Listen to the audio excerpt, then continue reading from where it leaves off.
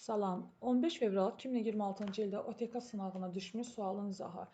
Raster qrafikasında 3 əməliyyat yerinə yetirilir və bu əməliyyat nəticəsində həcmin necə dəyişdiyini bizdən soruşur. Deyir, rəng palitrası RGB-dən monoxroma çevrilmişdir. Təsvirlərin boyu isə enində 12 dəfə artırılıb, uzunluğunda isə 4 dəfə azalmışdır. Deyir, bu dəyişiklik yerinə yetiriləndən sonra həcm nə qədər dəyişir? Bunu şəkil üzərində əyani formada izah eləsək, bu bizim birinci şəklimizdir.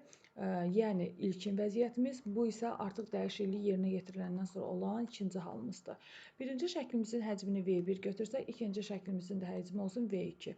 Birinci şəkildə bizdən nə istəyir? Deyir, rəng palitrası RGB-dir. Yəni bizim rəng çalarımız RGB-dən istifadə olunubsa, biz bilirik ki, RGB rəng çaları yaddaşda 24 bit yer tutur. Yəni bunun rəng dərinliyi bərabərdir 24 bitə.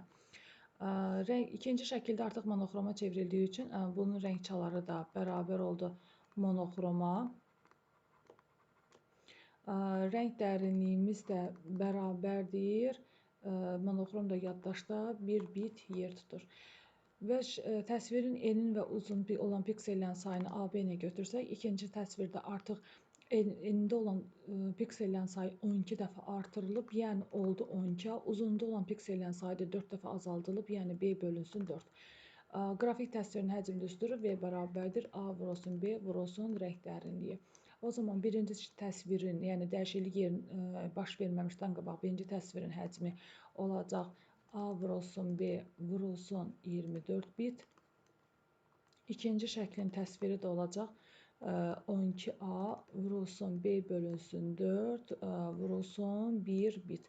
Bu təsvirlərdə baş verən dəyişikliyi bilmək üçün ikinci həcmi, yəni dəyişiklikdən sonra olan həcmi birinci həcmə böləndə olacaq.